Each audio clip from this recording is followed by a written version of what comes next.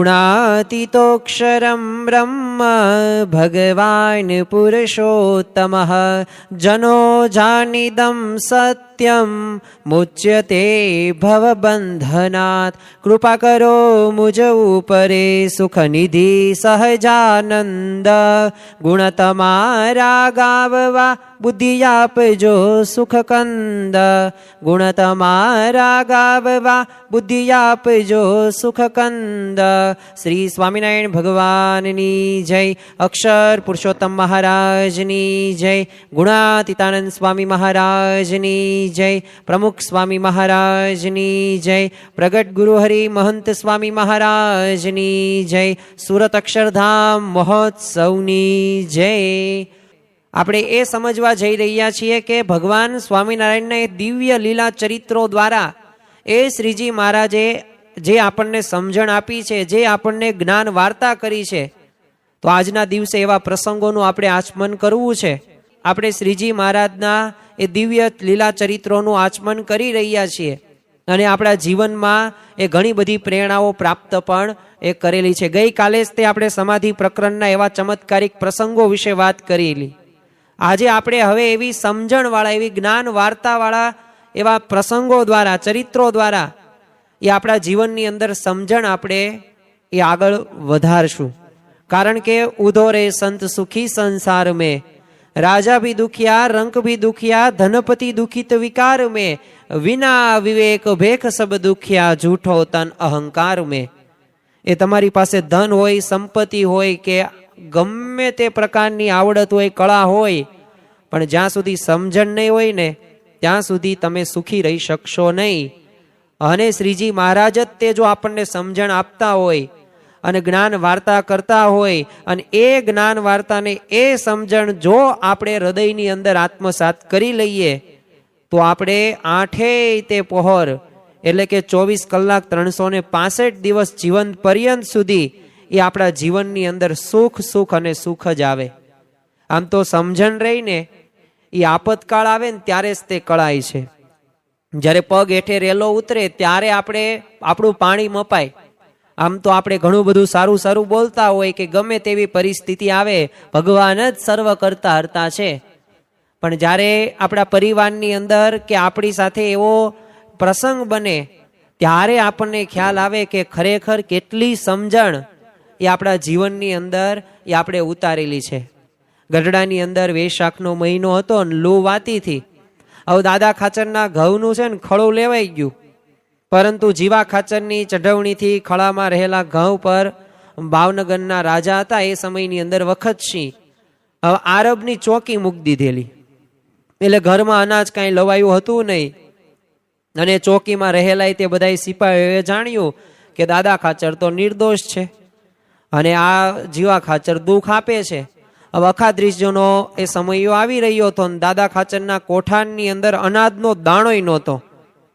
જો શ્રીજી મહારાજ એ દાદા ખાચરના દરબારની અંદર 26 વર્ષ રહ્યા છે, જો એ પાછળનું મુખ્ય જો કોઈ કારણ હોય ને તો દાદા ખાચર એ સમર્પણ ભાવથી જોડાયેલા હતા.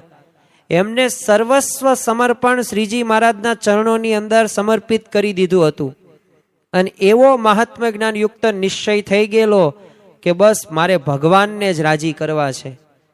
આ એક વિચાર રહ્યો ને, રાજીપાનો વિચાર, એ આપણને ભગવાન સુધી પહોંચાડે છે. એ આ માયાના બંધનમાંથી એ આપણને મુક્ત કરે છે. જે શબ્દ, સ્પર્શ, રૂપ, રસ અને ગંધ એ પંચ વિષયો પ્રત્યેની જે આસક્તિ રહીને ત્યાંથી આ જ વિચાર આપણને અનાસક્તિ તરફ લઈ જાય છે અને ભગવાનમાં આસક્ત કરે છે. એટલે આવી પરિસ્થિતિ દાદા ખાચરના કોઠારની અંદર એ આવી ગઈ અને અનાજનો દાણોય નહીં. એટલે શ્રીજી મહારાજ અને સંતોએ તો ગુજરાતમાં જવા નક્કી કર્યું. હવે દાદાને છે ને ખબર પડી એટલે જીવુબાએ શ્રીજી મહારાજને કાકલુદી પૂર્વક રોક્યા અને દાદા ખાચરે વાત કરી, મહારાજ જો તમે છો ને તો અમારે ભંડાર ભરેલો છે અને અનાજ તો ઉછીનું લાવી દઈશું, પણ તમને જવા નહીં દઈએ. અને આ સાંભળીને શ્રીજી મહારાજની ત્યારે આંખો પણ ભીંજાઈ ગઈ અને જીવા ખાચરને એ તો ચટપટી થઈ એટલે પોતે પાછા ભાવનગર ગયા અને રાજાને ઊંધી જીતી બધી વાતો કરી હવે રાજા છે ને બુદ્ધિશાળી હતો, એટલે એ શું કીધું, જીવા તું જો સ્વામિનારાયણનો બગલો ભગત છે, એટલે દાદા ખાચરને ઘરમાં જેમને રાખ્યા છે ને એવા ભગવાનના ભક્તને તું કષ્ટ આપેશ, એટલે તારી બુદ્ધિ ખતમ થઈ ગઈ છે. હવે તો હું પહેરો કડક નહીં કરું, પણ આજ્ઞાપત્ર મોકલું છું, પહેરો ઉઠાવી લેજો. એટલે તરત તે જીવા ખાચરે કીધું કે લાવો આજ્ઞાપત્ર, મને આપો, હું લઈ જઈશ. તો રાજાએ તો ભવા ચઢાવીને કીધું કે જો તું તો પળે પળ રંગ બદલતો કાંચીડો છું અને તારી સાથે હું આ નહીં મોકલું, એટલે તું જા તમતાર, હું આ આજ્ઞાપત્ર મોકલી દઈશ. એટલે જીવા ખાચર તો આજ ખરાબ રીતે અપમાનિત થયા હતા, એટલે ગઢપુર આવ્યા અને પુત્રી અમરીબાઈને બાપુજીને જિંદગી સુધારી લેવાની થોડી વાતો કરી, પરંતુ વાત કેવી કે પોતે સુધારવા માટે તૈયાર હતા જ નહીં. પણ જો આ પ્રસંગ ઉપરથી આપણને સ્પષ્ટ ખ્યાલ આવે કે ભલે આપણે એ જીવા ખાચરને એવી રીતે આપણે યાદ કરતા હોય, પણ મહંત સ્વામી મહારાજે કહ્યું છે કે દરેકમાં દિવ્ય ભાવ રાખો. અને જો પ્રમુખ સ્વામી મહારાજના જીવનની અંદર આપણને આ સ્પષ્ટ દેખાય છે. આજે જો આપણી સાથે ઘણી બધી એવી પરિસ્થિતિ બને છે અને એ પરિસ્થિતિમાં અભાવ અવગુણ, ઘણી બધી વખત કુસંપનું પણ વાતાવરણ ઊભું થાય છે. પણ એક વાત યાદ રાખવી કે સામેવાળો વ્યક્તિ ગમે તેટલો કુસંપ રાખવાની વાત કરતો હોય, અભાવ અવગુણની વાતો કરતા હોય, પણ આપણે દર્શાવેલી ગુણાતીત ગુરુ પરંપરાની રીત પ્રમાણે આપણા ભગવાન ઈષ્ટદેવ ભગવાન સ્વામિનારાયણે જે આપણને વાતો કરી છે એ પ્રમાણે જ તે આપણા જીવન આપણે જીવવાનું છે. અને બસ મહંત સ્વામી મહારાજ કહે છે કે રસ્તો જ બંધ અભાવ અવગુણને, અને લાલ લીટો પોતે મારે છે, ચોકડી પણ દર્શાવે છે. તો આપણા જીવનની અંદર અભાવ અવગુણને આપણે તિલાંજલિ આપીએ. અને જો અભાવ અવગુણ રાખશું તો કેવી વાત થશે. 32 ભાતના પકવાનો તૈયાર હોય અને કોકે એક મુઠ્ઠી ભરીને એ કાંકરા કે રેતી નાખી દીધી હોય તો આપણે એ જમી ન શકીએ ભોજન, ગમે તેવી સારી રસોઈ આપણને ન આપી હોય. એમ આપણા જીવનની અંદર તે જો જ્યાં સુધી એ આપણે અભાવ અવગુણમાંથી બહાર નહીં આવીએ ત્યાં સુધી આપણને ભક્ત સાથે એ બેસવું નહીં ગમે, એની સાથે વાતો કરવી પણ નહીં ગમે, ભજન કરવું પણ નહીં ગમે, ભક્તિ કરવી નહીં ગમે. તો એટલે આપણા જીવનની અંદર એક દ્રઢપણે આપણે ભગવાનને જ રાજી કરવા છે, સંતને જ રાજી કરવા છે, એ માટે એમની દરેક આજ્ઞા શિર સાટે મારે પાલન કરવું છે. આ ભાવના રહીને એ આપણે આપણા જીવનની અંદર કંડારી લેવાની છે. અને ખરેખર આ જ સાચી જન્મ જયંતિ છે. આવતા વર્ષે તે 246મો ભગવાન સ્વામિનારાયણનો પ્રાગટ્ય દિન આવશે જ તે, અને દર વર્ષે એ પ્રાગટ્ય દિન આવે જ છે, જન્મ જયંતિ આપણે ઉજવીએ જ છે. પણ આ વર્ષે આપણે સૌ કોઈ સંકલ્પ કરીએ કે આ અભાવ અવગુણને તિલાંજલિ આપીએ અને મહંત સ્વામી મહારાજની સમજણ પ્રમાણે, એ ગુણાતીત ગુરુ પરંપરાની રીત પ્રમાણે એમના પગલે પગલે આપણે સૌ કોઈ ચાલીએ. અને એ જ્યારે ચાલવાનું આપણે શરૂ કરીશું ત્યારે અંતરથી એ આપણો એમનો રાજીપો આપણે પ્રાપ્ત કરી શકીશું. હવે આ અમરીબાઈએ એ બાપુજીને સમજાવે છે પણ માનવા તૈયાર જ નહોતા. દાદા ખાચર બીજેથી અનાજની વ્યવસ્થા વિચારી રહ્યા હતા, ત્યાં જ તે ભાવનગરના રાજાનો આદેશ પત્ર લઈને ઘોડે સવાર આવ્યો અને સર્વત્ર આનંદ મંગલ છવાઈ ગયું. લાડુબાન જીવબાન બધાય લાપસી પછી બનાવીને અખાત્રીજનો એ ભવ્ય સમયો ધામધૂમથી ઉજવ્યો. અને વૈશાખ સુદ એકાદશીના દિવસે શ્રીજી મહારાજે કીધું કે જો જેને જેટલો વૈરાગ્ય હોય ને અને જેને જેટલી સમજણ હોય ને એ તો જ્યારે કોઈક વિષય ભોગની પ્રાપ્તિ થાય અથવા જ્યારે કોઈક આપતકાળ આવી પડે ત્યારે કળાય છે, પણ એ વિના કળાય નહીં. અને જાજી સંપત કે આપત આવે તો એની વાત શું કહેવી. પણ જો આ દાદા ખાચરને થોડું જ આપતકાળ જેવું આવ્યું તો એમાં એનું અંતકરણ જેવું હશે એવું એમને બધાને જણાયું હશે. અને પછી શ્રીજી મહારાજે મર્મસભર સમજણ આપતા વાત કરી કે ભગવાન આપણને હાથીએ બેસાડે ને તો હાથીએ બેસીને રાજી રહેવું, અને ગધેડે બેસાડે ને તો ગધેડે બેસીને રાજી રહેવું. અને એ ભગવાનના ચરણાવિંદ વિના બીજે ક્યાંય પ્રીતિ રાખવી નહીં. અને એ ભગવાનની ઈચ્છાએ કરીને જેવી રીતે સત્સંગની વૃદ્ધિ થતી હોય ને એવી રીતે રાજી રહેવું, પણ કોઈ રીતે હર્ષ શોક મનમાં ધારવો નહીં. અને ભગવાનનું કર્યું બધું થાય છે. માટે સૂકું પાંદડું જેમ વાયુને આધારે ફળે છે એમ એ ભગવાનને આધીન જ રહીને આનંદમાં ને પરમેશ્વરનું ભજન કરવું, કોઈ જાતનો એ મનમાં ઉદ્વેગ આવવા દેવો નહીં. અને શ્રીજી મહારાજ દાદા ખાચરની તે આ સમજણ ઉપર વારી ગયા હતા. તમે જો બોટાદના શિવલાલ શેઠ પાસે આ સમજણ જોવા મળતી. અગતરાયના પર્વતભાઈ હોય, એમના જીવનની અંદર પણ આ સમજણ હતી. જીવુબા લાડુબાના જીવનની અંદર સમજણ હતી. કુશળ કુંવરબાના જીવનની અંદર આ સમજણ હતી.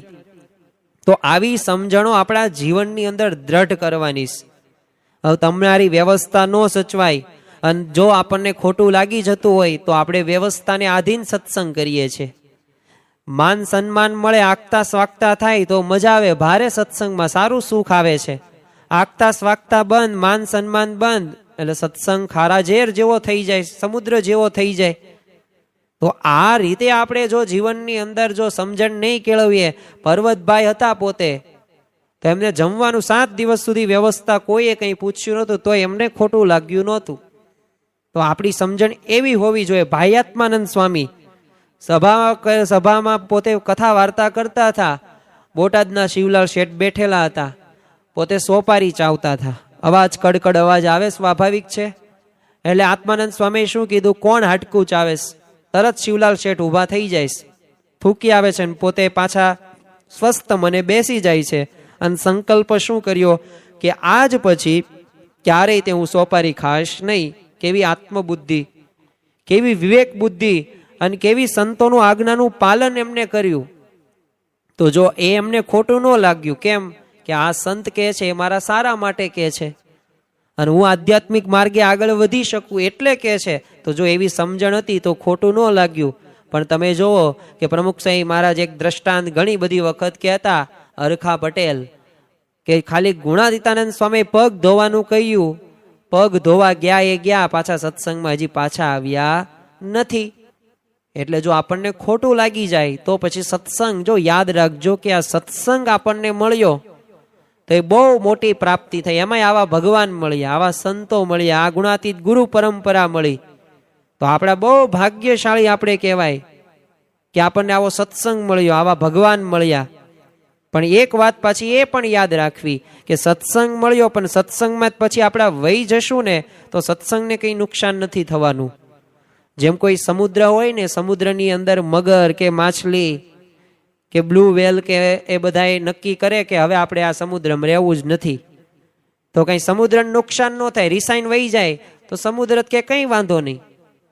હવે માછલી મરી જાય તરફડીને, કારણ કે માછલીને એ પાણી જ એનું જીવન છે.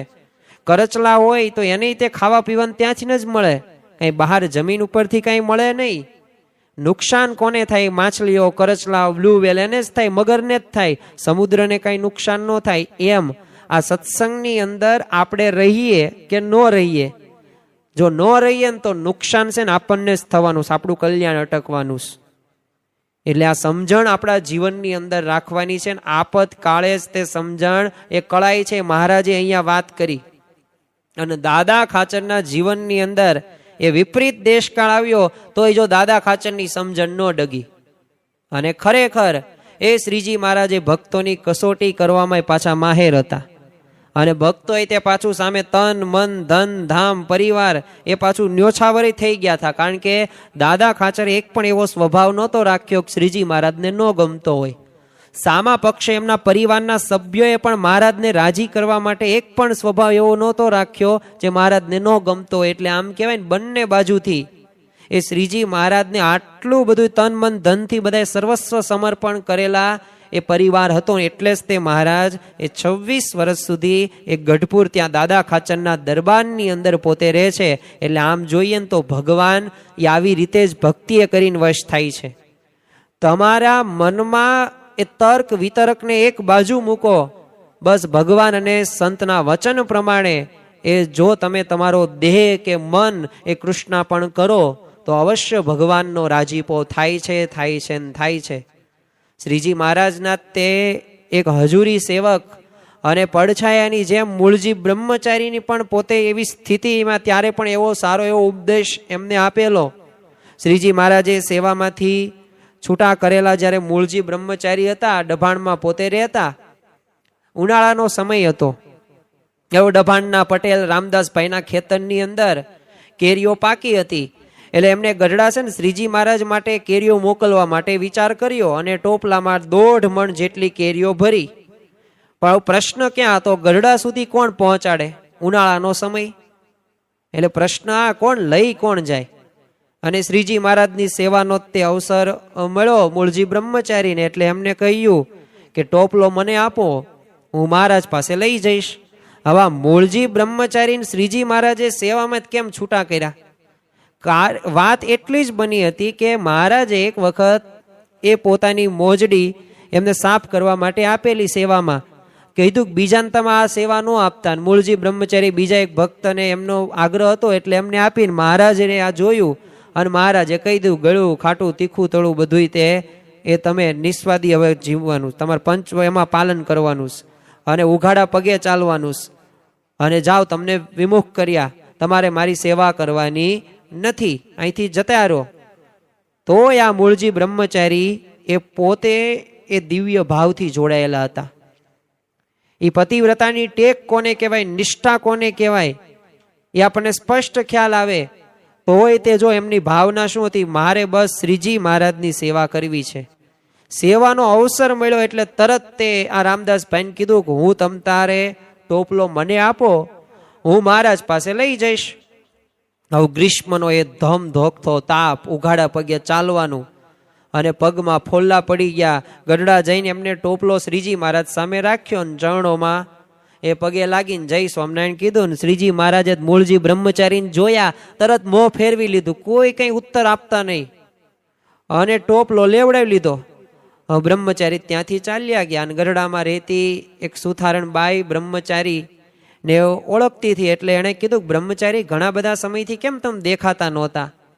પણ જો આ મૂળજી બ્રહ્મચારીએ કોઈને પણ આવી વાત પણ કરેલી નહીં. મહારાજે મને આવી રીતે પછી તો બ્રહ્મચારીએ વાત કરી આમને કે મારી એક મોટી ભૂલ થઈ ગયેલી કે મહારાજની જ્યારે મોજડીઓ વશરામ ભગત તેને તેલ લગાડવા આપેલી, એટલે એ અપરાધથી મહારાજે મને સત્સંગ બહાર કરી દીધો છે.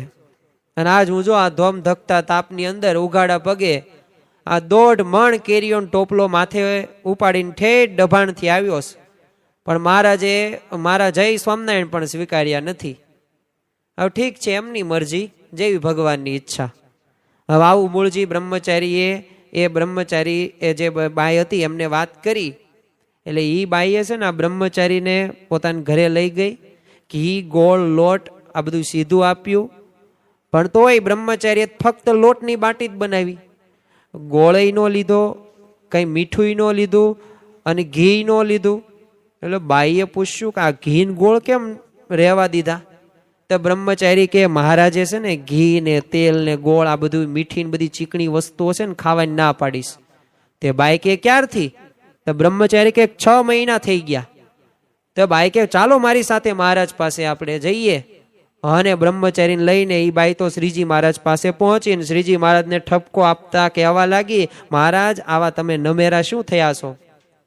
આ બ્રહ્મચારી આટલા ધોમ ધકતા તાપમાં ઉઘાડા પગે 60 ગાઉ ચાલીને 1.5 મણ કેરીને ટોપલો ઉચકીને લઈને આવ્યા છે. અને એક જય સ્વામિનારાયણ તમે કીધા ને એ તમે જય સ્વામિનારાયણની સામે સ્વીકાર્યા નહીં. હવે શ્રીજી મહારાજે તો આ ઠપકો સાંભળીને પોતે પ્રસન્ન થઈ ગયા અને હસીને કીધું, હું ક્યાં ના પાડું, બોલાવો બ્રહ્મચારીને. અને આ સાંભળીને બ્રહ્મચારી પોતે પ્રસન્ન થઈ જાય છે, આનંદ થઈ જાય છે. અને એ જ ક્ષણથી શ્રીજી મહારાજની સેવામાં જોડાઈ ગયા. અને એ દિવસે મૂળજી બ્રહ્મચારીએ શ્રીજી મહારાજે કેરીનો રસ અને રોટલી બનાવીને પણ જમાડ્યા. આ મૂળજી બ્રહ્મચારી શ્રીજી મહારાજનો કેટલો મહિમા સમજતા હશે. જેવું આવો મહિમા આપણે સમજીએ છીએ. જો મહિમા જેવું બીજું કોઈ મોટું સાધન નથી. આજે લોકની અંદર તમે જુઓ, કોઈક સત્તા મેળવવા માટે પ્રયત્ન કરે છે, કોઈક ધન મેળવવા માટે પ્રયત્ન કરે છે, કોઈક સારી એવી જાજી એવી સંપત્તિ મેળવવા માટે પ્રયત્ન કરે છે. રાત દિવસ પોતે એ દોડે છે, આંધળી દોટ મૂકે છે. પણ જો એને મહિમા એનો સમજાઈ ગયો છે, એમ એવો મહિમા આપણને ભગવાન અને સંતનો સમજાવવો પડે. જેવું આપણે રાત દિવસ કાર્ય કરવાની અંદર તલ્લીન થઈને એ પછી આપણને માથું દુખતું હોય કે પેટમાં દુખતું હોય, ખાવાનો પણ વિચાર કર્યા વગર એ જે કામ આપણે કરીએ ને બસ એવી જ ભાવના જો ભગવાનના ભજનની અંદર થઈ જાય ને તો અવશ્ય આપણે એવી સ્થિતિ સુધી આપણે પહોંચી શકીએ. બોટાદના શિવલાલ શેઠ હતા તો આવી સ્થિતિએ પોતે પહોંચ્યા, કારણ કે પોતે એ જે નગર શેઠ પોતે કહેવાના 9 લાખના એ આસામી હતા. એ સમયની અંદર મહારાજની અખંડ મૂર્તિનું ભજન કરે, હાથમાં માળા, એક ગ્રંથ રાખે, પોતે ધંધો વ્યવસાય, એ જે સોની કામ કરતા એ દુકાનમાં પણ મહારાજની મૂર્તિ રાખવાની. એમના સાળી ઘરે આવેલા 6 મહિના થઈ ગયા પણ એમને ખ્યાલ નહોતો. આ તો જ્યારે કંસાર પીરસાણો અને વધારે ઘી પડ્યું ને ત્યારે ઉપર જોયું ને ત્યારે ખબર પડી કે તમે ક્યારે આવ્યા. અને સાળીએ કહ્યું હું તો 6 મહિનાથી આવી છું. હવેલી ચણાતીથી ખબર નહીં, હવેલી ચણાઈ ગઈ પછી ખબર પડી કે આ ક્યારે પછી બને. આ તો બધાએ કીધું કે આ તો વરસ થઈ ગયું. તો જો આવી સ્થિતિ સુધી આપણે પહોંચી શકીએ, પણ જો આવી રીતે જોડાણ કરો, આવો મહિમા જો સમજીએ ને તો શક્ય છે. શ્રીજી મહારાજે એમને વગર વાકે મૂળજી બ્રહ્મચારીને સજા આપીને વિમુખ કર્યા. જોડા ન પહેરવા, ગળું ચીકણું નહીં ખાવાનું, આવા નિયમો આપ્યા. થોડોક પણ એમને શોભ ન થયો. અને જો શ્રીજી મહારાજમાં અખંડ દિવ્ય ભાવ રાખ્યો, નિરંતર એમનું ભજન. તો જો આવા સનિષ્ઠ સેવક હતા અને શ્રીજી મહારાજના હૃદયરૂપ આ બ્રહ્મચારીને શ્રીજી મહારાજ સિવાય અન્ય કોઈમાં પ્રતીતિ કે પ્રીતિ નહોતી. એક દિવસ શ્રીજી મહારાજે છે ને કથામાં મૂળજી બ્રહ્મચારીનું સ્મરણ કરતા કીધું કે અમારા સ્વભાવને અમારી અતિ સમીપે રહેતા મુકુંદ બ્રહ્મચારી જાણે છે અને તેઓ ભલા ભોળા લાગે છે, પરંતુ અમારા સ્વભાવને યથાર્થ રૂપે ઓળખે છે. મહારાજ તો આકાશ જેવા નિર્લેપ છે, એમને કોઈ પોતાનું નથી કે પારકુઈ નથી. તેઓ અમને નિર્દોષ જાણે છે, એટલે જેવા ગુણ ઈશ્વરમાં હોય ને એવા ગુણ બ્રહ્મચારીમાં વર્તે છે. અને અંતર્યામી પણ બધામાં રહ્યા છે, એવો મનમાં એમ સમજાવે છે બ્રહ્મચારીમાં કોઈ વાતની ખોટ નથી. અને આવી રીતે શ્રીજી મહારાજે તો બ્રહ્મચારીની ખૂબ પ્રશંસા કરી, પણ જો એમના જીવનની અંદર શું હતું? સમજણ હતી. એવો મહિમા હતો મહારાજ પ્રત્યેનો. એ અખંડ પોતે ભગવાન પ્રત્યે પોતે દિવ્ય ભાવ રાખતા હતા. અને આ દિવ્ય ભાવથી એમને એ અંતરનો રાજીપો એ પ્રાપ્ત કરેલો હતો. પછી તો બ્રહ્મચારીને સભામાં છે ને બોલવા માટે શ્રીજી મહારાજે વાત કરી કે તમે કંઈક બોલો. બ્રહ્મચારી તરત ઊભા થયા, તાળીઓ વગાડીને જોરથી કહેવા લાગ્યા, હરિભક્તો સાંભળો સાંભળો સાંભળો, કે આ આપણે જે મહારાજની સેવા કરીએ છીએ સર્વોપરી છે, સર્વનિયંતા છે, દિવ્ય છે, ક્યારેય પૃથ્વી ઉપર આવ્યા નથી, આ વખતે પ્રગટ થયા છે, આપણને મળ્યા છે, એમની દરેક આજ્ઞાનું પાલન કરવું, એમાં કંઈ ભૂલ નહીં રાખવાની. આવા એકની એક વાત છે ને મૂળજી બ્રહ્મચારી વારંવાર પોતે કે, અને પછી પાછા બેસી ગયા. શ્રીજી મહારાજ તો એમની વાત સાંભળીને પ્રસન્ન થઈ ગયા અને કહ્યું બ્રહ્મચારી છે ને કંઈ વિશેષ ભણ્યા નથી, પણ વાતનો સાર તેઓ સારી રીતે સમજે છે. આવો સાર આપણા જીવનની અંદર આપણે આત્મસાત કર્યો છે. તો આ આત્મસાત કરવાની વાત એ આપણને શ્રીજી મહારાજ આવા ચરિત્રો દ્વારા સમજાવે છે. શ્રીજી મહારાજે એકવાર છે ને વાસુદેવ નારાયણના ઓરડામાં હવે પોતે સભામાં વાતો કરી રહ્યા હતા, મૂળજી બ્રહ્મચારી શ્રીજી મહારાજ પાસે બેઠા હતા. હવે ત્યાં એમને સ્વપ્ન આવ્યું કે શ્રીજી મહારાજ સાથે કોઈ ગામમાં ગયા અને ત્યાં અચાનક એક મકાનની અંદર આગ લાગી. એટલે સ્વપ્નમાં ભય લાગ્યો, એટલે શ્રીજી મહારાજની આગમાં ઉગારવા માટે છે ને સિંહાસન સહિત ઉપાડીને ભાગ્યા. હવે આ જોઈને સભામાં છે ને બધાને કુતૂહલ થયું કે આ મૂળજી બ્રહ્મચારીની, અને ત્યાં જ આંખ ઉઘડી ગઈ. એટલે શ્રીજી મહારાજે એને પૂછ્યું તમે શું કરી રહ્યા હતા? તો બ્રહ્મચારીએ ઉત્તર આપ્યો કે મને ઊંઘ આવી ગઈ હતી ને એમાં સ્વપ્ન થયું કે કોઈ આપણે તમે ગામમાં ગયા ને એ મકાનમાં ઉતર્યા ને ત્યાં અચાનક આગ લાગીશ, એટલે હું તમને ઉઠાવીને લીમડા નીચે છે ને સુરક્ષિત લઈ આવ્યો. અને શ્રીજી મહારાજે સંતો હરિભક્તોને કીધું કે આ બ્રહ્મચારી ઊંઘતા જણાય છે, પણ જાગ્રત, સ્વપ્ન અને સુષુપ્તિ એ ત્રણેય અવસ્થાની અંદર એ અમારું ધ્યાન કરે છે. અને જો આવું જ ધ્યાન એ અગતરાયના પર્વતભાઈ પણ કરતા હતા. પોતે અમુક વાર તો એક એમનો કૂવો હોય ને એ કૂવાની અંદર વહી જાય પાણીમાં, 2-2 કલાક સુધી પોતે ધ્યાન કરે ને પાછા કૂવામાં જ બહાર આવે. ત્રણેય અવસ્થાની અંદર અખંડ ભગવાનને દેખતા હતા.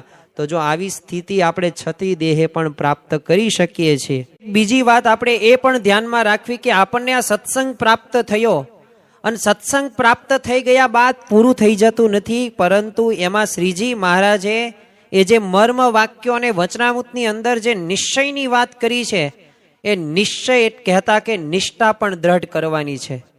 શ્રી રામાનંદ સ્વામીના તે પ્રથમ દીક્ષિત સંત એટલે સદગુરુ રામદાસ સ્વામી હવે પોતે વૃદ્ધ થયા, અશક્ત હોવાથી ગઢપુરની અંદર રહેતા હતા. તો એમને જેઠ સુદ પાંચમને દિવસે સખત પોતે તાવ આવેલો અને છઠના દિવસે અચાનક પોતે અવાક બની ગયા. અને સમાચાર મળતા શ્રીજી મહારાજ તો તરત કાર્યાણીથી તુરંત ગઢપુર આવે છે અને રામદાસ સ્વામીના પલંગ પાસે જઈને પોતે બેસે છે. હવે શરીર ઉપર હાથ ફેરવ્યો અને એ સ્વામીની આંખોમાં છે ને હર્ષના એ અશ્રુ આવી ગયા. અને એમની નાડી શ્રીજી મહારાજે જોઈ અને નાડીના ધબકારાય તે ધીમા થા અને ધીમે ધીમે થોડી થોડી વારે નાડી બંધ પણ પડી જાય. એટલે શ્રીજી મહારાજે જાણી લીધું કે હવે સ્વામી રહેશે નહીં. હવે સ્વામીની તો ઈચ્છા હતી કે શ્રીજી મહારાજની પૂજા કરવી. એટલે શ્રીજી મહારાજે સંમતિ આપી. એટલે એમને શ્રીજી મહારાજના ચરણાવીન ધોયા, કપાળમાં ચંદનની અર્ચા કરી, કંઠમાં પુષ્પનો હાર પહેરાવ્યો, દાડમ દ્રાક્ષ ને કેળા આ બધું અર્પણ કર્યું અને આરતી ઉતારી.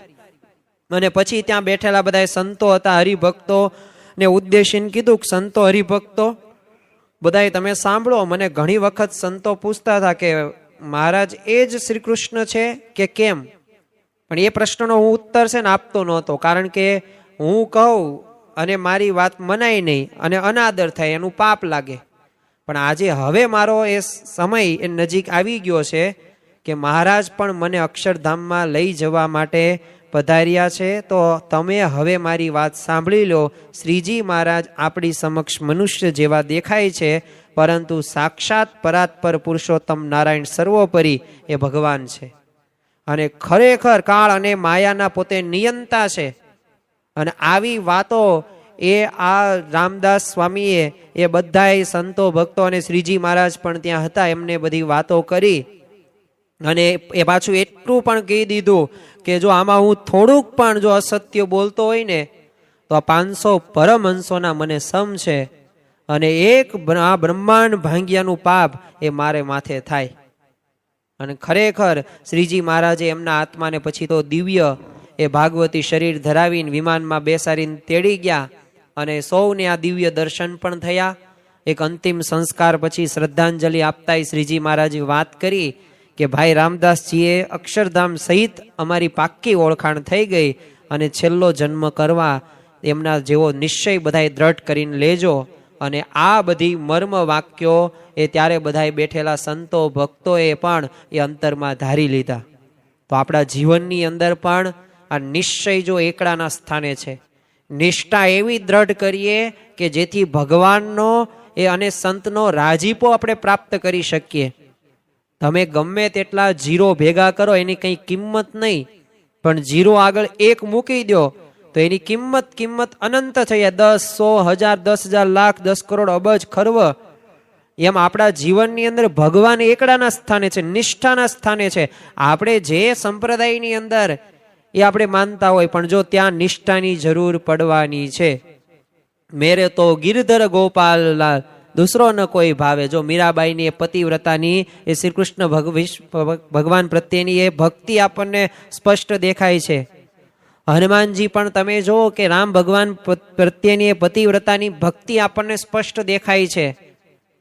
તમે જો સંત તુલસીદાસ શ્રી કૃષ્ણ ભગવાને દર્શન આપે છે, પણ શું કહે છે કે તમે એ હાથમાં બાણ લઈને દર્શન આપો, હું રામ ભગવાનને નવું. તો જો પતિવ્રતાની ટેક એ આપણને આ બધા ભક્તોના જીવનની અંદર એ દ્રશ્યમાન થતી જોવા મળે છે. તો આવી નિષ્ઠા આપણે બરાબર પાકી કરીએ. આપણે સત્સંગી થયા છીએ તો સત્સંગી તરીકેની આપણી જે ફરજો આપણે નિભાવવાની છે, જે આપણે અંતરની અંદર એવી સમજણો દ્રઢ કરવાની છે, એ સમજણો આપણે દ્રઢ કરવી. અને એ સમજણ છે ને આપતકાળે તે ખરેખર એ ત્યારે આપણે જોઈ શકીએ છીએ કે કેટલી આપણા જીવનની અંદર એ સમજણો આવી. આમ તો શ્રીજી મહારાજે એવી પણ ઘણી બધી લીલાઓ કરેલી છે, પણ એ દરેક લીલાઓ રહીને દિવ્ય છે. એક આપણે માંદગી લીલાનો તે પ્રસંગ જોઈએ. સંવંત 1871 એકવાર છે ને ટૂંટિયું આવ્યું. હવે ફરી વર્ષે ટૂંટિયાનો રોગ આવ્યો અને શ્રીજી મહારાજ પાસે જેઠ સુદ એકાદશી પછી ટૂંટિયું મૂર્તિમાન આવ્યું. એટલે શ્રીજી મહારાજે એનું પરાક્રમ જોવા છે ને પોતાના એને પ્રવેશવા દીધું, પણ એ ધ્રુજતું હતું. એટલે શ્રીજી મહારાજ કે જો તૂટ્યું બીજાને કેવી પીડા કરેશ, એ મારે જોવી છે. તે તૂટ્યું કે મને છે ને અપરાધ લાગે અને હું જેમાં પ્રવેશ કરું ને એની નાડીઓ ખેંચાઈશ, રક્તનું પાણી થઈ જાય અને નાડીના બંધ છૂટી જાય અને મુખ અને મળ દ્વારથી પાણી ફુવારાની માફક છૂટેશ અને તન્મય શીત વ્યાપે છે ને સ્મૃતિ રહેતી નથી. અને એ વ્યક્તિ 1, 2, 3 દિવસમાં બચે તો બચે, નકર મૃત્યુ પણ પામે. તોય તે શ્રીજી મહારાજે ટૂંટિયાને આજ્ઞા કરી એટલે એણે શ્રીજી મહારાજના શરીરમાં પ્રવેશ કર્યો અને શ્રીજી મહારાજને ગંભીર પોતે બીમારી આવી. ખૂબ ગરમી પડી, ઝાડા ઉલટી થઈ ગયા, પેટમાં પાણી ટકે નહીં. શ્રીજી મહારાજ વૈદ્યની ગોળીઓ ફેંકી દે, પથારીમાં મળમૂત્ર કરે. એટલે દિવ્ય ભાવ નિર્દોષ બુદ્ધિવાળા સાધુને સેવામાં પછી તો સમીપે રાખ્યા. અને એમાંય મૂળજી બ્રહ્મચારી ગુણાતીતાનંદ સ્વામી, વૈષ્ણવાનંદ સ્વામી, નિત્યાનંદ સ્વામી, નિષ્કાન સ્વામી, શુકાનંદ સ્વામી હતા. લીમડા નીચે ઢોલિયો લાવ્યા, રેતી પાથરી, પાણી ભરી રાખે. પછી વિરણના એ ગૂંથેલા વાળા એ ચારેય બાજુ બાંધે, પછી એના ઉપર પાણી રેડે. શ્રીજી મહારાજના શરીરે ભીના કપડાં વીંટાળી રાખે, પાણીથી ભીંજવે. ઝાડા પાણી જેવા થાય, પેટમાં કંઈ ટકે નહીં. એટલે મુક્તાનંદ સ્વામીએ છે ને વરિયાળીનું શરબત પોતે લાવે છે અને અંદર છે ને ઔષધ ગોળી નાખેલી. શ્રીજી મહારાજ કે ગોળી કાઢો પછી પીવું. એકવાર શ્રીજી મહારાજ કીધું કે અમારે છે ને સાલેમાળ પર્વત પર જવું છે. તે સંતોએ ચારેય બાજુ પલંગ ઊંચકી નીચો કર્યો. તે શ્રીજી મહારાજ કે આ શું થાય? સાલેમાળ પર્વત જઈએ છીએ એટલે રોદા આવે છે. અને આ સાંભળીને શ્રીજી મહારાજ તો પોતે હસી પડે છે. નિત્યાનંદ સ્વામી કે ખરેખર આપ માંદા છો? આવો પ્રશ્ન પૂછે છે. તે શ્રીજી મહારાજ કે માંદા પણ છીએ ને સાજા પણ છીએ. તે પછી કે રાબ લાવો, પીને સાજા થઈએ. પીવાય ને? તો મુક્તાનંદ સ્વામી કે પીવાય ને, પીવો તો તૂટ્યું જલ્દી નાસી જાય. અને શ્રીજી મહારાજે 10 દિવસ પછી થોડુંક જમ્યા અને પ્રથમ દિવસે તો 9 ટાક, પછી 1 ગ્રાસ વધારતા ગયા. આ પ્રમાણે 10 દિવસ પછી છે ને ઉઠવા બેસવાની શક્તિ આવી અને પછી 10-20 પગલા ચાલવા માંડ્યું અને મલમલના વસ્ત્ર ધારણ કર્યા. સુરાખાર 10-12 ઘડા એ બધા શુદ્ધ જળ ભરેલા પાત્ર મૂકવામાં આવ્યા અને જળ હિમ જેવું ઠંડુ રહેતું એ પાણી એ પછી પીવે. પછી તો શેરડી ખાવા માંડી અને એ જોઈને નિષ્કાન સ્વામી છે ને 1 ગજનું નાનું સરખું કોલું બનાવ્યું અને એમાં શેરડી પીલીને રસ કાઢીને 1 કટોરો આપતા ને એ પીવે. દાડમના 2 દાણા ખાય. કેરીને સંભાળતા પણ ફળ નાના હતા એટલે એ કંઈ મળી શકે એમ હતું નહીં. એટલે આવી રીતે શ્રીજી મહારાજે ત્યારે એ ઘણા બધી એવી લીલાઓ કરી. પણ જો આ દરેક લીલાઓ રહીને એ દરેક લીલાઓમાં આપણે દિવ્ય ભાવ રાખવાનો છે. આ જ સર્વે સાધનાનું આપણે ફળ છે અને એ છે દિવ્ય ભાવ. એક દિવસ સંધ્યા વખત થયો એટલે સંતોને તો દર્શન દેવા માટે સાધુની જગ્યાએ શ્રીજી મહારાજ પધાર્યા અને સંતોને રાજી કર્યા. પણ ગરમ પવન વાવા લાગ્યો એટલે ત્યાંથી તો ઉતારે પાછા આવ્યા અને શ્રીજી મહારાજે કીધું અગ્નિ જેવો ગરમ પવન અમને લાગે છે અને વિચરણ કરતા સંતોને કહેશો તાપમાં ફરે નહીં, મૃત્યુ થઈ જાય એવો કાળ વર્તેશ. 1 વરસાદ થાય ને પછી બોલાવ્યા વિના પણ અમારે દર્શને આવવું અને એવો પત્ર લખાવ્યો અને પછી તો સ્વસ્થ થવા લાગ્યા ને 1 મહિને પોતે સંપૂર્ણ એ પોતે નિરોગી થયા. તો જો આવી રીતે શ્રીજી મહારાજે એ ચરિત્ર ત્યારે કર્યું. શ્રીજી મહારાજે ગઢપુરમાં ચાતુર્માસમાં તે રામાનુજ ગીતા ભાષ્યની કથા એ વંચાવવાનો આરંભ કર્યો હતો અને બધા વિદ્વાન સંતો અક્ષર ઓળીમાં બેસે અને એની સાથે અન્ય સંતો પણ બેસવા આવે. અને એ વખતે શ્રીજી મહારાજે નિત્યાનંદ સ્વામીને કીધું કે જે સંતોને આમાં ખબર પડતી હોય ને એ જ બેસે ને એવું કરો. તે નિત્યાનંદ સ્વામી બધાને પૂછવા લાગ્યા. તેમાં ગુણાતીતાનંદ સ્વામીને પૂછ્યું ને ત્યારે સ્વામીએ કહ્યું કથા તો ન ભૂતો ન ભવિષ્યતી એવી છે. તે નિત્યાનંદ સ્વામી એમને બેસવા કહ્યું. તે સ્વામીને કથા સાથે કોઈ લેવા દેવા નહોતી પણ એ શ્રીજી મહારાજના દર્શનના પોતે ભૂખ્યા હતા. અને શ્રીજી મહારાજ તો એ અરસાની અંદર એ મુક્તાનંદ સ્વામી પાસે વેદ રસનો ગ્રંથ રચાવ્યો. ચોપાઈ છંદમાં એ ગ્રંથ તૈયાર થયો. સિદ્ધાનંદ સ્વામી લખતા એમાંય સાધુના પંચવ્રત સંબંધી એ અદ્ભુત ઉપદેશો એ શ્રીજી મહારાજે ત્યારે એમની પાસે લખાવ્યા. અને ખરેખર આપણા જીવનની અંદર એ જ્યારે આવા ચરિત્રો અને આવા પ્રસંગો જ્યારે સાંભળીએ ત્યારે આપણને ખ્યાલ આવે કે મહારાજે કેટલો બધો ખટકો એ આપણે આ સત્સંગના માર્ગે સારી સમજણો આપણે પ્રાપ્ત કરી શકીએ એ માટે કેવો ખટકો રખાવ્યો છે. સદગુરુ મુક્તાનંદ સ્વામીને તે આજ્ઞા કરેલી કે તમારે છેલ્લે જીવંત પર્યંત સુધી ગ્રંથો લખવાના છે. એટલે જો મુક્તાનંદ સ્વામીએ 22 થી 25 ગ્રંથો લખ્યા છે. સદગુરુ નિષ્કાળાનંદ સ્વામીએ પણ 20 કરતા વધુ ગ્રંથો લખ્યા છે. તો જો આ એમની એક મુક્ષુતા જોવા મળે છે, શ્રીજી મહારાજની એક ભાવના જોવા મળે છે કે આ ગ્રંથો દ્વારા આ સંતો જે લખે છે શાસ્ત્રો દ્વારા ધર્મનું એ પ્રવર્તન થશે, વધશે અને જીવનમાં સારી સમજણો પણ પ્રાપ્ત થશે. જો આપણા જીવનની અંદર માન રહ્યું ને બહુ ખરાબ વસ્તુ છે. એ સંબંધિત પણ શ્રીજી મહારાજે ચરિત્રો કરેલા છે, ઘણી બધી એવી સમજણો પણ આપેલી છે. શ્રી હરિ જ્યારે નિત્ય સભા ભરતા એમાં સખાઓ સાથે જ્ઞાન ગોષ્ઠીઓ થતી અને શ્રીજી મહારાજ પોતાના ભક્તોમાં થોડી પણ કચાશ જોતા ને એટલે એને દૂર કરવા માટે અને શુદ્ધ કરવા માટે પ્રયત્ન અવશ્ય કરતા.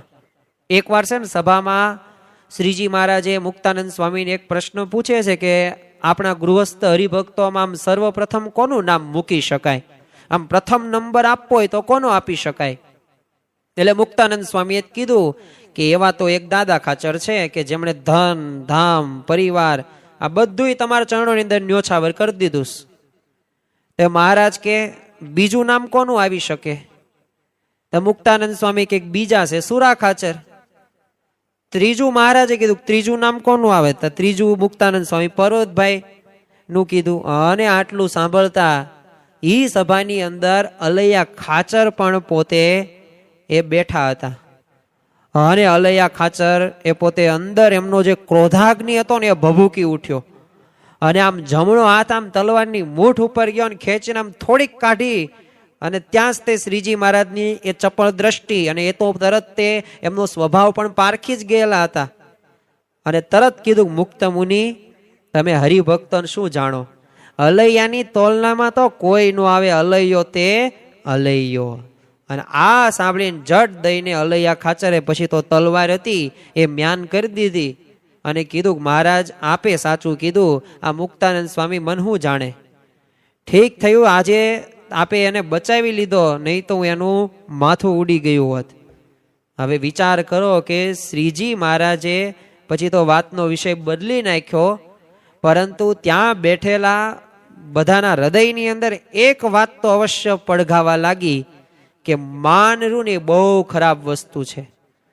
અને એટલે જ તે યોગીજી મહારાજ કહેતા માન એ સુપ્રિડેન્ટેન પ્રકૃતિ છે અને જે પોતે નિર્માનીપણે વર્તે છે ને એ જ તે સત્સંગમાં રહી શકે છે અને એવી સ્થિતિ સુધી પોતે પહોંચી શકે છે. બાકી ગમે એટલો અહંકાર હોય અને આપણે ઈગો રાખતા હોય, આમ તો ઘરની અંદર પણ પ્રશ્નો થતા હોય તો એનું કારણ શું છે કે આપણા જીવનની અંદર આપણે માન રાખતા હોય, અહંકાર રાખતા હોય. અને અહંકારી વ્યક્તિ હોય ને એને કંઈ આઘું પાછું ચાલે નહીં, જેવું તેવું જેમ તેમ એ નિયમ એને લાગુ ન પડે. ઘરની અંદર જો આ માનના લીધે જ પ્રશ્નો થાય છે. ઘરમાં ક્યારેક જમવાની અંદર ગળું ખાટું કે તુરું કે તીખું બની જાય તો કઈ ભાવના એવા તમારી ધર્મપત્ની તમારા માતુશ્રીની હોય નહીં, પણ એ બનવા સંજોગ બની ગયું. પણ જો ત્યારે આપણે માનના લીધે એ આપણે ગમે તેવું આડું અવળું બોલીએ છીએ, ત્યારે આપણે વિચાર કેવો કરીએ જો અત્યારે હું નહીં બોલું ને તો મારું કઈ માન નહીં રહે, એટલે આપણે સહન કરી શકતા નથી. એટલે માન રહીને એ સુપ્રિડેન્ટેન પ્રકૃતિ અને માનથી બીજા બધા દુર્ગુણો આવે છે. એટલે આમ રાજા કહેવાય ને, દુર્ગુણોમાંનો રાજા એટલે માન છે. તો આ માનને આપણે જીતવાનું છે. આજની સ્વામિનારાયણની જયંતી જે 2026 અંતર્ગત આપણે સ્વામિનારાયણ ભગવાનના એ દિવ્ય ચરિત્રોનું જે આપણે આચમન કરી રહ્યા છીએ, તો આ ચરિત્રો ઉપરથી આપણે આવી સારી એવી સમજણો આજે આપણે દ્રઢ કરીને જઈએ તો સાચા અર્થની અંદર આ ભગવાન સ્વામિનારાયણની જન્મ જયંતી આપણે ઉજવાણી કહેવાશે. અને ખરેખર આપણે સૌ કોઈએ એવી સમજણો કેળવવી જ પડશે. કારણ કે આ તમે જુઓ કે એક માનના લીધે જો આ પ્રસંગ પછી તે અલૈયા ખાચર તે માન ખંડનના પ્રસંગો વારંવાર થતા જ હતા. કારણ કે એક વખત માન આવે એટલે માનનો પછી ભૂખ્યો હોય, એને બધી જગ્યાએ માન મળવું પડે. એક વખત માણસનું સન્માન થાય ને પછી બીજી વખત સન્માન એનું ન થાય ને તો એને ન ગમે, ખોટું લાગી જાય. એકવાર શ્રીજી મહારાજ સખાઓ સાથે ઘેલા નદીમાં સ્નાન કરવા ગયેલા. હવે ત્યાં ખૂબ જળ ક્રીડા કરી હતી એટલે શ્રીજી મહારાજે ઊંડા જળની અંદર ડૂબકી મારીને હવે અલૈયા ખાચરનું છે ને ધોતિયું પોતાના પગના અંગૂઠામાં ભરાવીને ખેંચી લીધું અને તરતા દૂર પોતે નીકળી ગયા અને ભીનું ધોતિયું કિનાર ઉપર ફેંક્યું ને અલૈયા ખાચરને કીધું કે હવે બહાર આવીને ધોતિયું લઈ લો. એટલે એમને માન તો હતું જ તે, એટલે બહાર નીકળી ન શક્યા. એટલે શ્રીજી મહારાજ તો સ્નાન કરીને તૈયાર થઈને પાછા દાદા ખાચરના દરબારમાં પહોંચી ગયા. હવે અલૈયા ખાચર સાંજ પડીને તોય પોતે પાણીમાં બેસી રહે છે. થોડું અંધારું થયું ને પછી બહાર આવ્યા અને સીધા પોતાના ગામ ચાલ્યા ગયા અને એમને 20,000 મનુષ્યોને શ્રી હરિનો મહિમા કીધો હતો ને સત્સંગ કરાવ્યો હતો. પણ જો માન દોષના લીધે પોતે જ શ્રીજી મહારાજને સદાયને માટે ત્યજી દે છે. અને એટલું જ નહીં, ઘણા બધાને એ સત્સંગી હતા ને એમાંથી બિન સત્સંગી કરી નાખ્યા. ગુણ ભાવી હતા તો એને ગુણ આવવા જ ન દીધા, આગળ સત્સંગના માર્ગે વધવા જ ન દીધા માનના લીધે. તો આવા તો ઘણા બધા પ્રસંગો છે. મત્સ્યાના તે તમે જો ફૈબા, તો આ મત્સ્યાના ફૈબાને કયો સ્વભાવ હતો? હઠનો સ્વભાવ, નો મૂક્યો હઠનો સ્વભાવ. મહારાજે 32 વખત ત્યાં સમયા ઉત્સવો કરાવેલા હતા, છતાં પણ સ્વભાવ મૂકતા નથી. પણ જો કેવું પરિણામ આવે છે, મહારાજ ત્યાંથી ઊભા થઈ જાય છે. કેટલા બધા વ્યક્તિઓનું જમવાનું એને રસોઈ બનાવેલી હતી, ભાવથી જ બનાવેલી હતી. પણ એ પુત્ર વધુ સાથે ઝઘડવાનું, એ સમાધાન કરવા મહારાજ ત્યાં ગયેલા. મહારાજે કીધું કે તમે અમને કેવા જાણો છો? કે બસ ભગવાન તમે છો સર્વ અવતારી, તમારી મરજી વગર એ કંઈ કોઈથી સૂકું પાંદડું પણ હલાવી ન શકે, આવી તો સમજણ દ્રઢ હતી. પણ જો હઠનો સ્વભાવ ન મૂક્યો, ખાલી મહારાજે એટલું જ કીધું, એક વાત અમારું માનો તમે, એ આ સ્વભાવ મૂકી દો, એમની સાથે એ અબોલા જે રહ્યા ને એ છોડી દો. હવે ખરેખર જો આવી એક ઉત્કૃષ્ટ એક ભાવના હતી મહારાજની, પણ છતાં પણ પોતે એ માનવા તૈયાર નહીં, અબોલા તો અબોલા જ રાખ્યા. અને જો એ કુરાજીપો એમને પ્રાપ્ત કર્યો, તો હવે આપણે ડિસાઈડ કરવાનું છે, આપણે નક્કી કરવાનું છે કે આપણે ભગવાનને રાજી કરવા છે કે પછી આપણે ભગવાનને કુરાજી કરવા છે.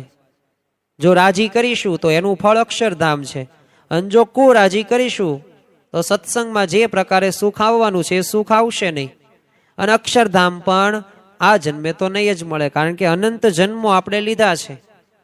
પણ આ અનંત જન્મોમાં સ્વભાવો કે વાસનાઓ કે વિષયો પ્રત્યેની આસક્તિમાંથી અનાસક્ત નહીં થઈએ ત્યાં સુધી સુખ ક્યારેય આવવાનું નથી.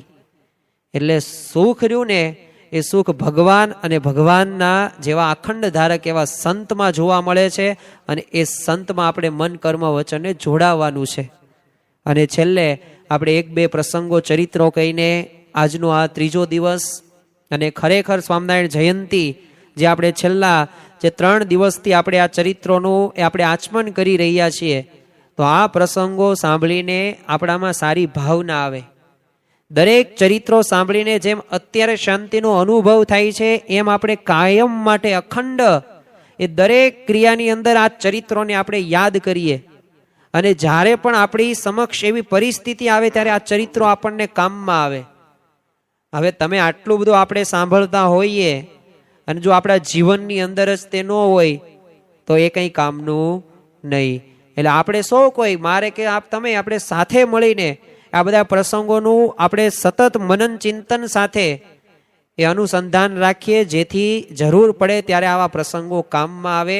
અને આવા માન દોષના લીધે એ આપણે આ સત્સંગને, આ સત્પુરુષને આપણે છોડી ન દઈએ, અને અખંડ બસ ભગવાનની આપણે એ ધ્યાન કરીએ, મૂર્તિમાં આપણે મગ્ન થઈએ.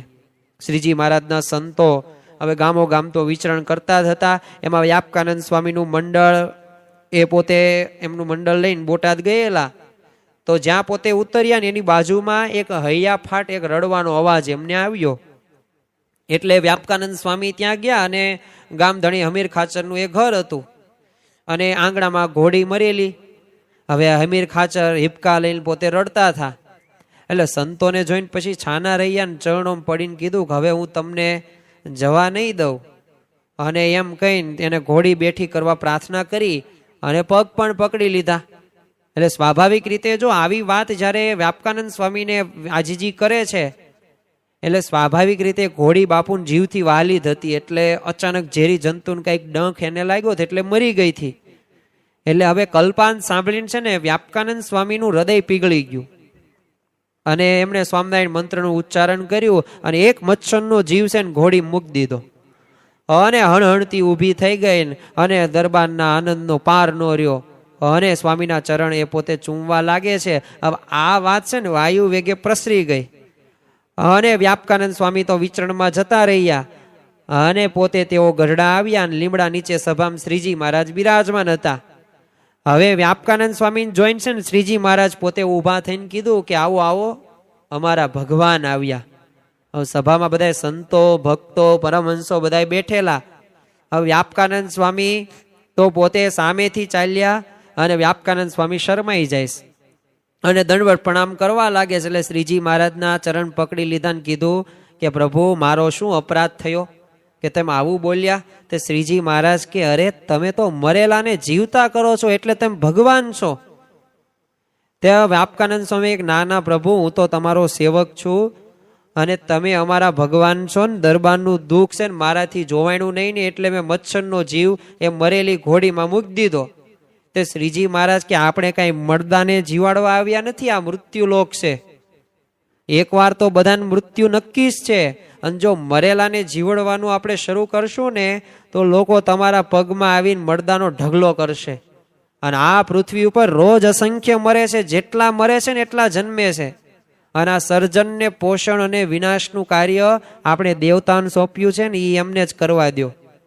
અને ખરેખર દરરોજ 1.5 લાખ એ વ્યક્તિઓ મૃત્યુ પામે છે. 800 કરોડની વસ્તી છે, વિચાર કરો આ દુનિયાની અંદર. તો દરરોજ જન્મે છે ઘણા બધા, દરરોજ મરે પણ એટલા છે. તો જો આ પ્રકારની એક સાંખ્યની એક સમજણ અને એમનો જે ભાવના હતી ને એ એમને દર્શાવી. હવે વ્યાપકાનંદ સ્વામી મહારાજનું આવા વાક્યો અને મર્મ વચન સાંભળીને પોતે લજ્જિત થઈ જાય છે અને પોતે કહે છે કે આ મારી ભૂલ થઈ ગઈ, હવે હું ભૂલ આવી નહીં કરું, મને તમે માફી આપો, મને ક્ષમા કરી દો. તે શ્રીજી મહારાજે ક્ષમા કરીને બધાને મર્મ સમર સમજણ આપતા વાત કરી. વ્યાપકાનંદ સ્વામીને કીધું કે સ્વામી જો જીવોને એવું જ્ઞાન આપો ને કે જેથી મરેલી વ્યક્તિની પાછળ આંસુઓ વહાવે નહીં. અને સાંખ્ય જ્ઞાનની વાત કરો, જગતના એ નાશવંતપણાની વાતો કરો, એ લૌકિક પ્રીતિ દુઃખનું કારણ બને છે. પરમ પ્રીતિ તો એક ભગવાનને ભગવાનના સંત સાથે કરવી એવું જ્ઞાન આપો. અને વ્યાપકાનંદ સ્વામીને એ નિમિત્ત બનાવીને તે શ્રીજી મહારાજે બધાને આદેશ આપી દીધો. કારણ કે શ્રીજી મહારાજના બધા સંતો તમે જુઓ ને તો આવા ઐશ્વર્ય વાળા હતા. આ એક વ્યાપકાનંદ સ્વામી નહીં, સદગુરુ બ્રહ્માનંદ સ્વામી પણ એ પોતે અષ્ટાવધાની નહીં, શતાવધાની પોતે કવિ હતા. અને એટલું જ નહીં, પોતે સામર્થ્યથી પોતે ધારે તે કરી શકે. સદગુરુ મુક્તાનંદ સ્વામી એમની સામે કોઈ પણ ક્રોધી સ્વભાવનો આવ્યો હોય તો પોતે એમનો ક્રોધ એ શાંત થઈ જાય. ગંગાની પ્રવાહની જેમ એવી રીતના વાણી આ સાંભળીને તૃપ્ત થઈ જાય. તમે જુઓ કે સદગુરુ ગોપાલ સ્વામી એ પણ પોતે એવા સમાધિ નિષ્ઠ તો હતા જ, તે પણ સાથે ગ્રહોની ગતિ પણ પોતે અટકાવી શકે એવા સમર્થ્યવાન. અરે સચ્ચિદાનંદ સ્વામી વરસાદ વરસાવી શકે તેવા શક્તિમાન. દેવી વાળો તમે મગ્નિરામ જમે એમાં અદ્વૈતાનંદ સ્વામી પોતે. તો આવા તો ઘણા બધા સંતો એ ભક્તો, અરે શ્રીજી મહારાજે તો ઐશ્વર્ય એ ઘણા બધા એવા હરિભક્તોને પણ આપેલું હતું. તો ખરેખર ભગવાન તો ઐશ્વર્યના પોતે ધારક છે અને બીજાને પણ ઐશ્વર્ય આવી રીતે આપે છે. પણ એમનો મુખ્ય મુદ્દો શું હતો? એમને જો ચમત્કારો કરેલા છે, સમાધિ પ્રકરણો પણ ચલાવેલા છે, પણ આ દરેક ચમત્કારો પાછળ એમનો મુખ્ય આશ્રય એ જ હતો કે જીવોને સાચું જ્ઞાન પ્રાપ્ત થાય. ચમત્કાર કરીને પણ પાછું મહારાજ સમજાવે તો એ જ તે કે આ ચમત્કાર રહ્યો એ પ્રભાવિત થવાની જરૂર નથી, પણ ચમત્કાર એ શ્રીજી મહારાજે જો કર્યો હોય ને તો આપણામાં રહેલા એ દુર્યોધન વૃત્તિ, અસુર વૃત્તિ, સ્વભાવોને નિર્મૂળ કર્યા છે ને એ આપણો મોટામાં મોટો ચમત્કાર છે. સારંગપુર પધારીને તે શ્રીજી મહારાજે જો જન્માષ્ટમી કરી અને શ્રાવણ વદ એકાદશીનો દિવસ અને રાત્રિ સમયે શ્રીજી મહારાજે શ્રીમદ ભાગવતની કથા વાંચવાનો આરંભ કર્યો. અને એમાં એવી વાત આવી કે જ્યાં મનોમય ચક્રની ધારા ઘસાઈને બુઠ્ઠી થઈ જાય ને ત્યાં નૈમિષારણ્ય ક્ષેત્ર જાણવું. અને એ ઉપર શ્રીજી મહારાજે વાત કરી કે મનોમય ચક્ર છે ને મન છે ને એની ધારા 10 ઇન્દ્રિયો છે. અને એ ધારા જે ઠેકાણે ઘસાઈને બુઠ્ઠી થઈ જાય તો એ જ નૈમિષારણ્ય ક્ષેત્ર. હવે 10 ઇન્દ્રિયો એટલે શું? તો 5 જ્ઞાનેન્દ્રિયો અને 5 કર્મેન્દ્રિયો અને 11મું આપણું મન. અને પછી વાત કરી કે શબ્દ સ્પર્શ રૂપ રસ ને ગંધ એ પંચ વિષયને વિશે ક્યાંય પ્રીતિ રહે નહીં. અને ગમે એવો શ્રેષ્ઠ વિષય હોય અને એમાં પણ ઇન્દ્રિયોની વૃત્તિ ચોંટે નહીં અને થોથાની પેઠે ઇન્દ્રિયોની વૃત્તિઓ પાછી હટે, પણ એ ઠેકાણે જપ તપ વ્રત ધ્યાન પૂજા કે આદિક એ સુકૃત તેનો આરંભ કરે, દિન પ્રત્યે એ પોતે વૃદ્ધિ પામે છે. અને એવું નૈમિષારણ્ય ક્ષેત્ર તે જે ઠેકાણે ભગવાનના એકાંતિક સાધુ રહેતા હોય તો એ ઠેકાણે જાણવું. અને એવું સંતના સમાગમ રૂપી નૈમિષારણ્ય ક્ષેત્ર જ્યાં દેખાય ત્યાં કલ્યાણને ઈચ્છવું અને ત્યાં અતિ દ્રઢ મન કરીને રહેવું. અને જો ભગવાન સમક્ષ આપણે આ જ માંગણી કરવાની છે, કારણ કે ભગવાન આપણી જીવની મુક્તિ કરે, આપણને એવી સ્થિતિ સુધી પહોંચાડે, એ જ તે આપણી એક ભદ્ર ભાવના હોવી જોઈએ. અને શ્રીજી મહારાજે પણ એ સંત બતાવ્યા અને સ્પષ્ટ નિર્દેશ કર્યો અક્ષર બ્રહ્મ તરફ. કારણ કે 4 મહિના પહેલા જ ચૈત્રી અમાસે જ્યારે ગઢડામાં મહારાજે કામ જીતી નિર્વાસનિક થવાની વાત કરેલી, ત્યારે પણ કહ્યું હતું કે મનોમય ચક્રની જે ધારા તે તો ઇન્દ્રિયો, અને તે જ્યારે બ્રહ્મ અને તેથી પર જે પરબ્રહ્મ એની સાક્ષાત દર્શન થાય ત્યારે બુઠ્ઠીઓ થઈ જાય. એટલે કે એવા જે સંત બતાવ્યા એ અક્ષર બ્રહ્મ સ્વયં પોતે છે. અને આ રહસ્ય ત્યારે એમણે અંતસ્થ કરી દીધું. અને ખરેખર આપણા જીવનની અંદર પણ આપણને એવા ભગવાન જેવા સંતની પ્રાપ્તિ થઈ છે.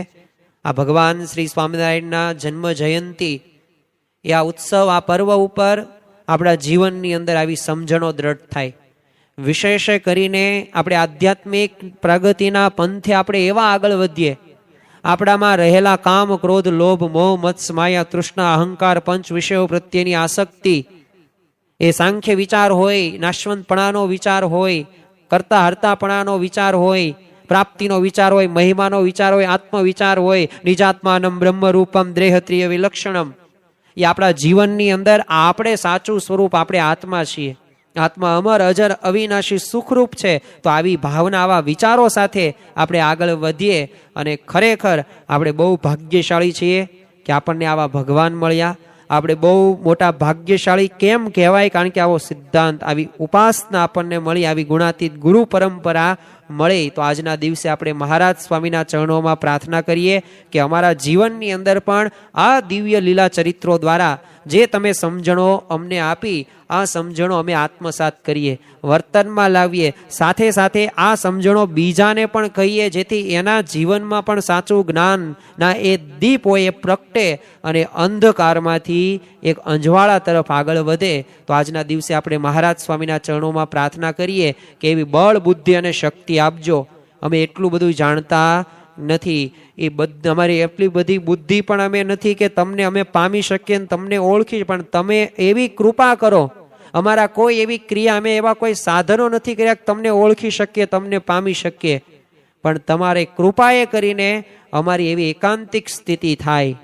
ધર્મ જ્ઞાન ભક્તિ અને વૈરાગ્યના એકાંતિક જે ધર્મ છે એના 4 અંગો અમે એવા વિશેષ કરીને દ્રઢ કરીને એ બ્રહ્મરૂપ થઈને પરબ્રહ્મની ભક્તિ કરી શકીએ. એ જ આજના દિવસે પ્રાર્થના. સ્વામિનારાયણ નારાયણ નારાયણ, સ્વામિનારાયણ નારાયણ નારાયણ, સ્વામિનારાયણ સ્વામિનારાયણ, સ્વામિનારાયણ સ્વામિનારાયણ, સ્વામિનારાયણ નારાયણ નારાયણ, સ્વામિનારાયણ નારાયણ નારાયણ, સ્વામિનારાયણ નારાયણ નારાયણ. શ્રી સ્વામિનારાયણ ભગવાનની જય. આવા જ આધ્યાત્મિક પ્રવચનો સાંભળવા માટે અમારી ચેનલને લાઈક કરો, શેર કરો અને સબસ્ક્રાઇબ કરવાનું ભૂલતા નહીં.